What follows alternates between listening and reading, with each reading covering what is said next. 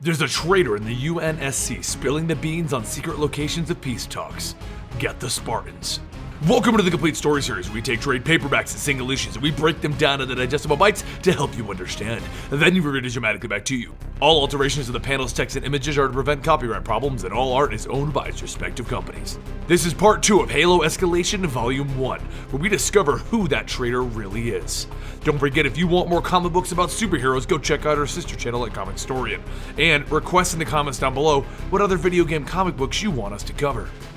And we begin, under attack with the Spartans being sent in. You hear that, Thorn? One of the Spartans says. Everything's gonna be fine. We have Spartans coming in. Hopefully that impresses whoever's trying to blow us up. Their suicide mission then continues. But how did we get here? 74 hours earlier, Captain Lasky and Admiral Hood are discussing the events that just passed. There were peace talks arranged by the Arbiter for the elites and the brutes, but the Rebel Covenant forces got wind of them and they attacked the negotiations. Spartan Palmer got the ambassadors off the world, but they discovered that there was a mole within the Spartans, Scruggs, and they lost a good Spartan, DeMarco, in that fight. But Admiral Hood and Lasky both agree. Scruggs' security clearance is too low, he couldn't have done this. So Admiral Hood has decided that Lasky will quietly figure out who this mole is, and Lasky decides to bring in Spartan Ray, a good friend of his, as his bodyguard, because he's going off the books. With that, the two of them head off of the UNSC Infinity. The rest of the Spartans on the Infinity are still reeling from the loss of their comrade. It's never a good day when a Spartan dies. And Admiral Hood decides that while Lasky is off the ship, he'll have a field demonstration of the Infinity's Forerunner engine technology. But while they are on the move, they receive a faint signal, a faint UNSC distress signal. Lasky and Ray land on the capital of Escalation, where Lasky gets in touch with an old press contact of his, Petra. They land and they begin looking for her, and that's when Lasky realizes that he doesn't even know Spartan Ray's first name. Spartans aren't typically known by their first names. She tells him that it's Naya, and then he lets her know that his is Tom. They track down Petra, and Tom works out a deal with her in exchange for her finding out who this mole is. In exchange for her finding out where this mole is, he'll give her the information as to where the most notorious Spartan, Master Chief, went after the last events. No one knows where he is, and the UNSC is keeping this information to themselves. Back with the Infinity, they arrive and they find the ship that sent off the distress signal, the Pilgrim's Pride. Spartan Team Majestic jumps on board and they begin looking for any survivors.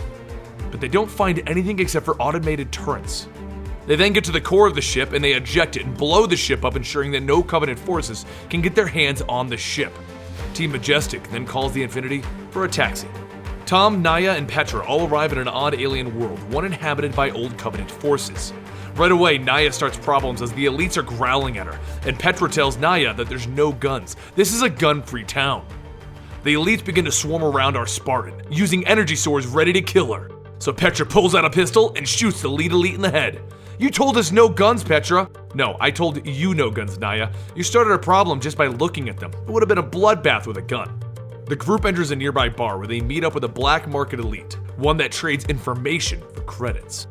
Back in the Infinity, they go over what they found in the logs of the Pilgrim's Pride. Someone went through and tried to fake these logs, but the Infinity's engineers were able to scrub the real information out of there. And what they got was the location of the ship, the Spirit of Fire. Admiral Hood's blood runs cold as he hears that name.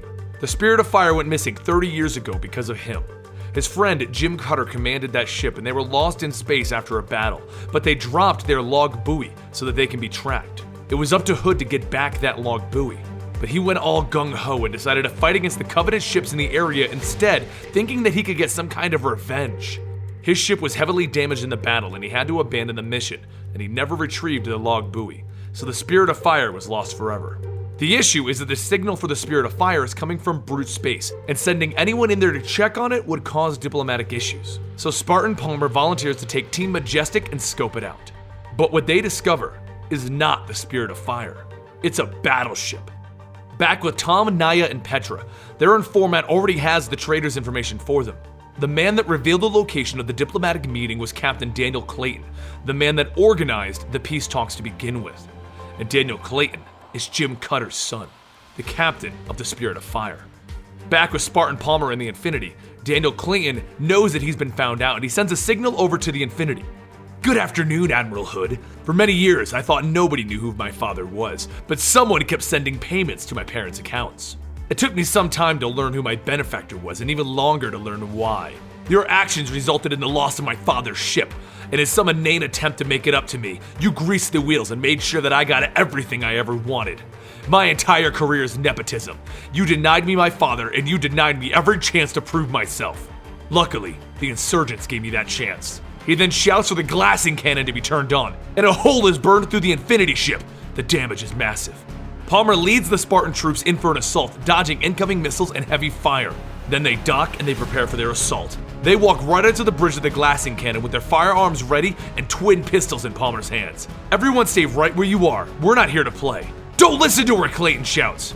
Or maybe you can do as I say and my men won't open fire on you. Bear in mind, that's a big maybe. Palmer and her team take control of the glassing cannon, and Madsen knocks out Clayton for getting his friend DeMarco killed. Spartan Thorn then hops on the controls for the glassing cannon, and the Covenant leader in the nearby ship that was there to see how the glassing cannon would perform calls up to see the situation. Thorn responds that Clayton's not here right now, but they are, and they're gonna watch that ship burn. They open fire on the Covenant ship, blowing it up in one shot. With a smile, Palmer tells her team, "Job's done, Spartans. Good work." Spartan Palmer and Captain Lasky make amends after she apologizes for her behavior after he let DeMarco die. And the Spartans feel better knowing that they finally got Clayton. They got their revenge. But they didn't kill him. He was hauled off the jail properly, and the Admiral had some final words with Daniel. He wanted to know why he did it. But Daniel only informs him that he is crazy. The rebellion is growing, and the UNSC will lose. They will meet again one day. And that is the complete story of Volume 1. Honestly, there's a lot more to this series, and the more I read these Halo comics, the more I love it. There's so much lore in the Halo universe. Like I said, if you want more video game comic books, make sure you leave a comment down below as to which ones you want. And don't forget, if you want more comic books in general, we have a whole nother channel for that. I'm Benny for Hello to a Monster, and I'll see you guys next time right here.